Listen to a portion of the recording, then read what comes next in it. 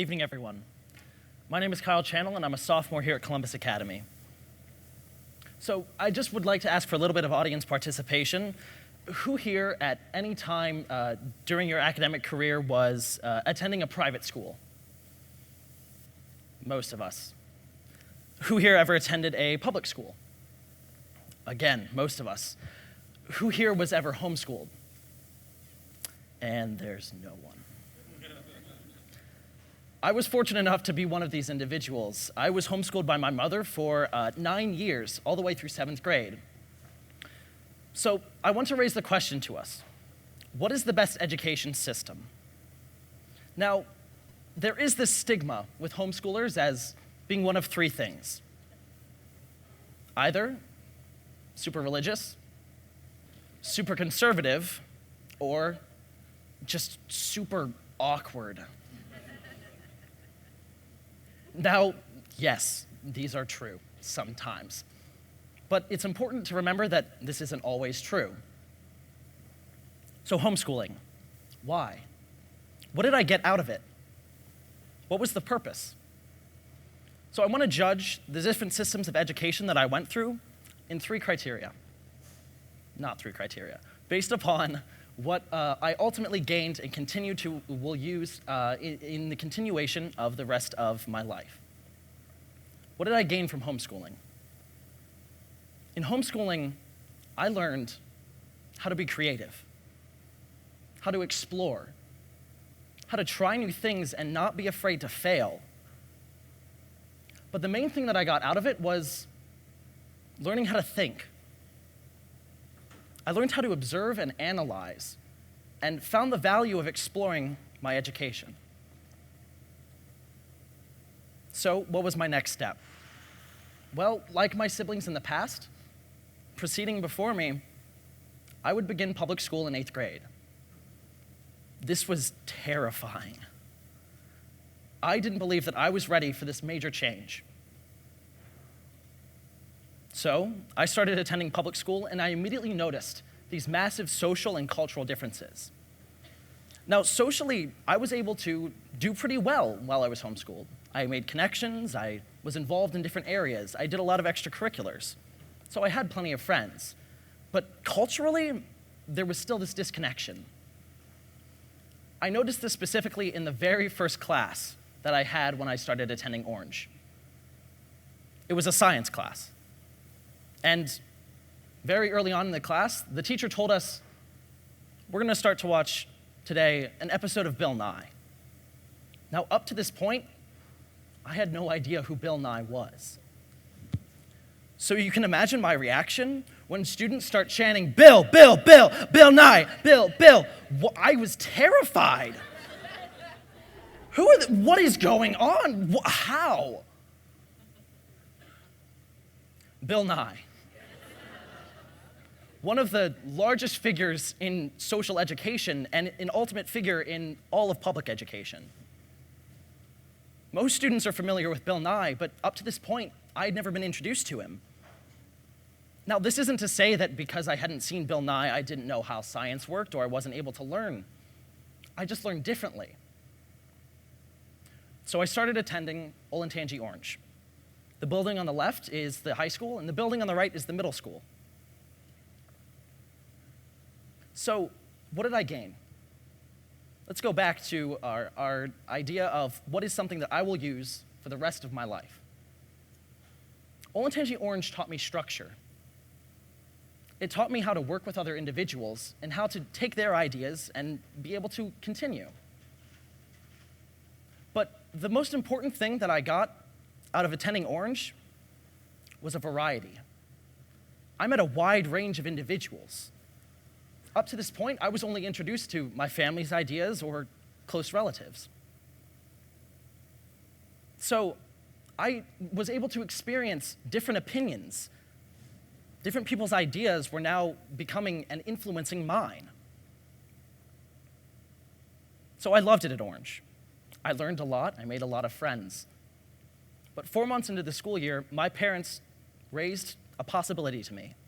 They said, you may be able to apply to Columbus Academy. Now, I thought to myself, that's a smart person's school. I'll never make it there. But we ended up applying, just to try. I ended up getting accepted, and it worked out that I was going to be able to attend the next year. I was jubilant. Honestly, I never imagined myself ever attending a school such as this. So I changed to Columbus Academy. And the first time that I noticed that this was going to be like nothing I'd ever experienced before was, again, my first class. Again, a science class. Mr. Davis's advanced bio course. A lot of you know what I'm talking about. So I asked Mr. Davis a question, and his answer changed everything I believed about education up to this point. It impacted me so deeply, and it continues to influence me to this day. I asked him the question, "Can I go to the bathroom?" He responded with, "Yeah, sure, go ahead." "Yeah, sure, go ahead. Go ahead. Like, I can leave the class." What? This changed everything I believed about education. I was used to having to ask the teacher, get a pass, and have a timer set that I can only be gone from class for 3 minutes.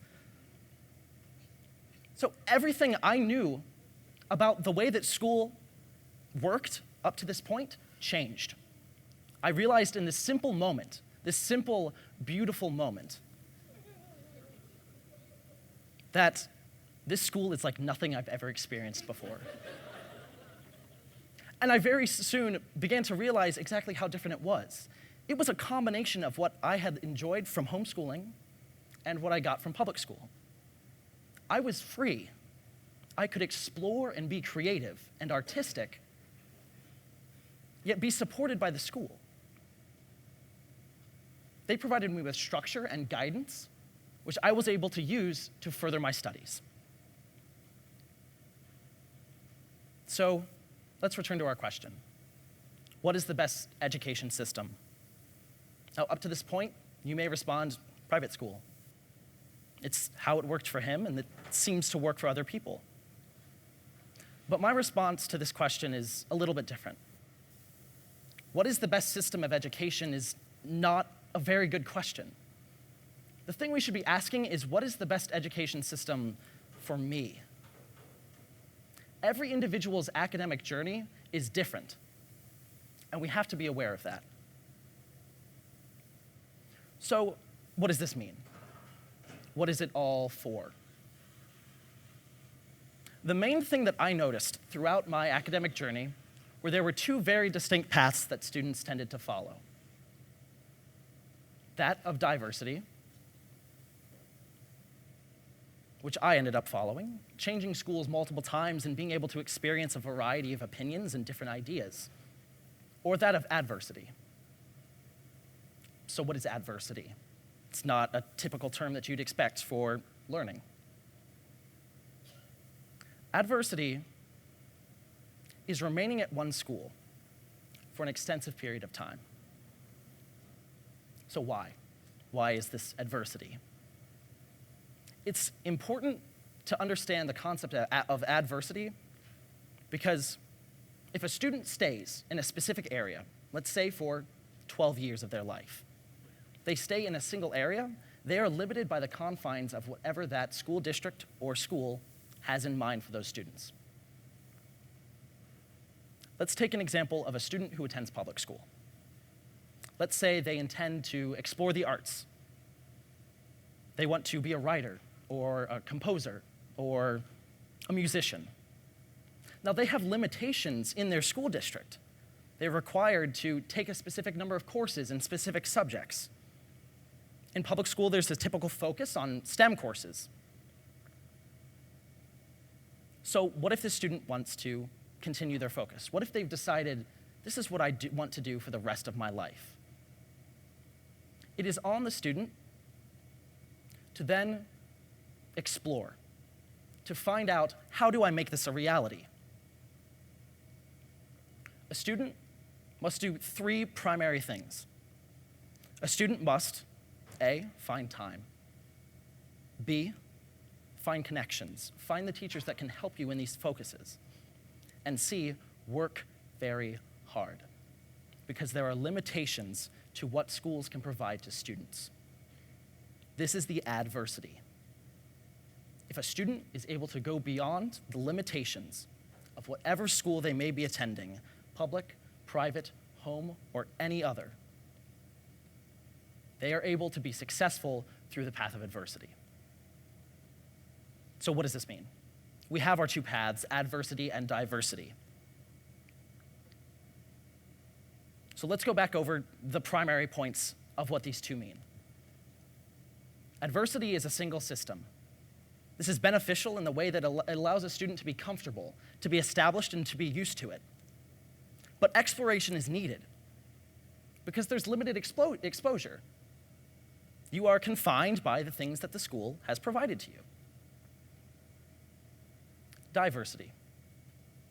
Diversity provides exposure. You are able to experience a variety of opinions and ideas, but you need to be flexible. It is important for a student experiencing diversity to be able to adapt quickly to whatever environment they are expected to change to.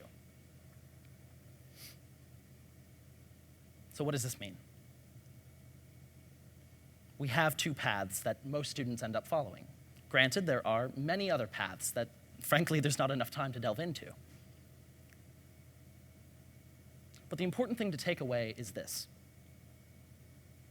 No matter what system of education you follow, and no matter what path you end up taking, every student has the potential to be successful because each system has its own set of characteristics that will guide the student along the way, ultimately aiding the student in whatever their endeavors may be. Thank you.